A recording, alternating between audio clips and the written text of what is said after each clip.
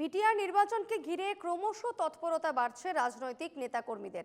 গোসাইগাঁওয়ের কচুগাঁওয়ে বিজেপির বিশাল যোগদান সভা, হাগ্রামা ঘনিষ্ঠ মহেশ্বর ব্রহ্মের নেতৃত্বে যোগদান সভা। বিপিএফ কংগ্রেস ইউপিপিএল এর বিজেপি, বিপিএফ কংগ্রেস ইউপিপিএল এর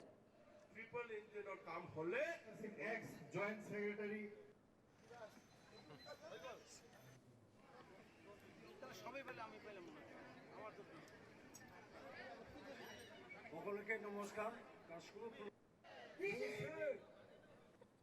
আগত আহিবলৈ মই অনুৰোধ কৰিলোঁ, মঞ্চত আহিবলৈ অনুৰোধ কৰিলোঁ।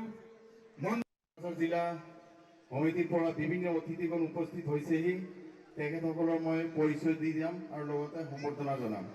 চাওক, এতিয়াতো গোটেই ভাৰতবৰ্ষত বিজেপি দল, সেইটো কাৰণে মই ভাবিছে এই কোচগাঁও 6 নম্বৰ সমষ্টিত আমি উন্নতি শান্তি কাৰণে কাম কৰি যাম বুলি আমি আজি বিজেপি দলত যোগদান কৰিছে।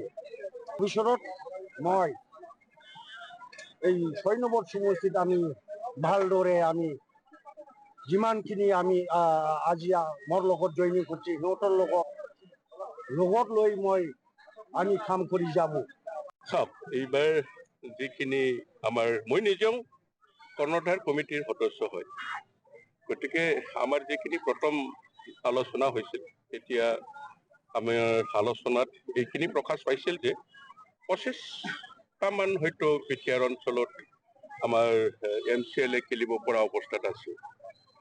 কিন্তু মণ্ডলবিলাকৰ পৰা বিভিন্ন জিলাৰ পৰা বহুত ধৰণৰ আপত্তি অহাৰ পিছত আমাৰ সিদ্ধান্ত লোৱা হৈছে যে 5খন যিখিনি জিলা আছে, প্ৰতিটো জিলাত এজনকৈ মন্ত্ৰী দি পেলাই প্ৰতিটো অঞ্চলত কাৰ্যকৰ্তাসকলৰ লগত জিলা কমিটি, মণ্ডল কমিটি, গ্ৰাছৰুট লেভেলত আলোচনাবিলাক চলাই কি পৰ্যায়ত আছে, কোনটো জিলাত কিমানটা নিৰ্বাচন খেলিব পৰা অৱস্থাত আছে, এই সম্পৰ্কে এটা চোৱাৰ কাৰণে অলৰেডি মন্ত্ৰীবিলাকক দায়িত্ব দিয়া হৈছে।